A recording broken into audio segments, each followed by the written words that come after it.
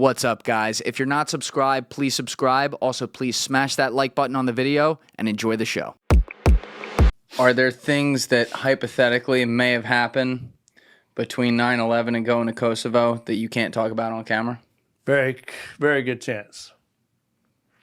Yeah, that I might have been involved in directly too, but nothing specific whatsoever or anything else. We're going to leave that one there, people. You're just going to deal with that.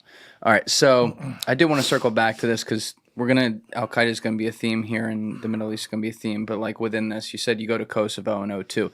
This is 3 years after the genocide and after the NATO bombs and everything. So what's going on at that point?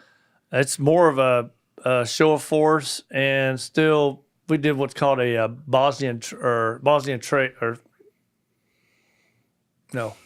Serbian trace. That dog. See what happens when you get old? Serbian trace. So, obviously Kosovo is on the border of Serbia. Kosovo was Albanians. Albanians were being genocided by Milosevic's Serbia at the time. Okay. Mm-hmm. Now, there was a big argument amongst a whole bunch of people about which side we picked, Serbia or Kosovo. That's been an argument since time began of who did we pick the right one and a whole bunch of stuff like that. So that's an argument for the politicians. Why is that an argument, you think? Because once a lot of the arguments, since I'm not a politician, were that we took Kosovo's side, ran all the Serbians off, then the Kosovarians took over all the Serbians' businesses and factories and all that stuff, right? And they failed immediately, like instantaneously, and they didn't stick up to their part of the bargain as far as like some things that were supposed to be followed through, which I don't know all the details on that stuff. That's their lane. Because all the Albanians came to New York and they were on the nightlife. There you go. We got all the talent. There you go. See, they all packed their crap. And the Serbians are just a whole lot easier to deal with as far as my task went. And to give you an idea, we did what's called that Serbian trace, which means we just hop on these trails through the mountains in a couple Humvees. Or we lived with the Russians, or they lived with us. Russians lived with us at the same time. We'd take one of their BTR armored vehicles, or we'd take a couple Humvees or whatever else. And there's these really gnarly roads, man. I mean, if you like to off-road, this is the ticket. But it's sketch. And you mess it up, and you're taking a 400 or 500 foot ride down, And if you're a gunner, you're really out. So I wouldn't even let the gunner stick out the top of the thing, Just like, no, don't be sitting up there because you can't get down quick enough, bro. Because if you go, you're turning upside down off. Yeah. So we go do the Serbian trace, and we ride around, show of force. Here's Americans out here, got our flag flying, stop off at farms. Everybody's, nice and everything's good. No problem. Stop off at a whole bunch of old mills and stuff. It's really cool to look at. I got some pottery from some of them. Just really, really old stuff. And at this point, the Serbians are pretty much ejected from the country. Kosovo's forming. I think it took 9 years before they were officially declared a country in 2008, but they're forming into a country of Albanians. And Serbians are where they're supposed to be. Albanians are where they're supposed to be. Everything's groovy. Well, they got their defense forces on their side of the border, and Albania's got their side going on. And so one day we're riding around, and we pull up to it's obvious. You pull up to the Serbian border, there's a great big sign that says Serbia, do not enter. It's like right there. So we pull up there, and there's like a big hilltop going up the side. We pull up there, and it's a beautiful day. We do this in snow and stuff a lot of times, and this day it's really nice. And we pull up there, and we're sitting there eating chow in front of the Humvee, or pulling chow out to eat, and all of a sudden somebody looks over and goes, "Is that a machine gun nest on the side of the mountain?" And it's a ways off.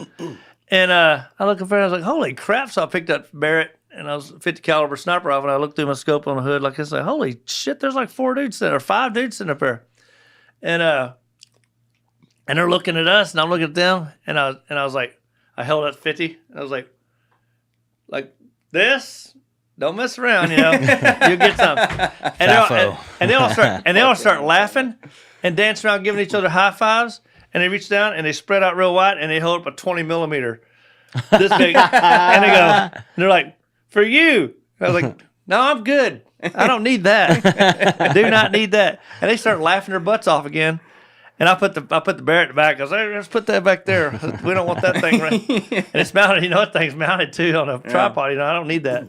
And all of a sudden, here they come down the hill. I was like, "What in the world?" And they got the rifle slung and everything. And we're all like, all right, don't point at anybody or anything, but, just keep your stuff ready just in case. I don't know what their plan is. And start looking around, make sure this ain't something else, we're about to get wiped out by a bunch bigger crew. They come all the way down there and this and that and the other. And our interpreter, he speaks whatever language you need pretty much. I mean, he speaks Russian, speaks everything. And they come walking down there and this guy's like, so you are American? I was like, oh, crap, okay, speak English too, shit. And he's like, okay, we're this and that, blah, blah, blah. I hate to ask, but do you guys have any food? I was like, yeah, we do. And he's like, we've been up there for like 30 days, man. We're freezing to death. We ain't got any water, ain't got any food. And I was like, lay your weapons right there on that border, right there on the grass, and just don't look at them again. And we're set. And he's like, okay. Set up, go back here, start handing out MREs. We're all sitting on top of Humvees, exchanging emails. Wow. And just shooting the breeze. That's diplomacy right there, man. That's what we need. More of this, less politicians. Yeah, I agree. So I said, okay, all these Humvees, every MRE box in here, just take it with you. That's it. See all these 5-gallon water jugs, take all that crap with you too, dude. Just take all the food and water. Wow. And they just run off like, hey, thanks, man. Doing selfies and stuff. I was like, wow, this is crazy. So you're not seeing, you're after the war. You're not really like seeing a ton of action there. I mean, we're talking 02. It's more like peacekeeping, make 02. sure. Yeah. Got it. Just kind of letting people know we are here and y'all are over there, Got it. So I didn't get the initial invasion of that, and I didn't just do any of the CSAR, the crashed F-117. No, I don't know anything about that. Yeah, stealth fighter crashed in Kosovo. Can we pull that up, Alessi? Stealth fighter crashes in Kosovo? Kosovo? I think it was Kosovo. Yeah. I know a bunch of guys went and hunted for it. Yeah, I remember the day. The F-117, 25 years ago today. So this is 99. All right, yeah, click that. 1999 F-117A shootdown on March 27, 1999, during the NATO bombing of Yugoslavia. A Yugoslav army unit, the 3rd Battalion of the 250th Air Defense Missile Brigade, which was under the leadership of Colonel Zoltan Dani, shot down an F-117 Nighthawk stealth aircraft of the United States Air Force by firing an S-125 Neva Pechora surface-to-air missile. It was the first ever shootdown of a stealth technology airplane. The pilot ejected safe. Oh, he got out.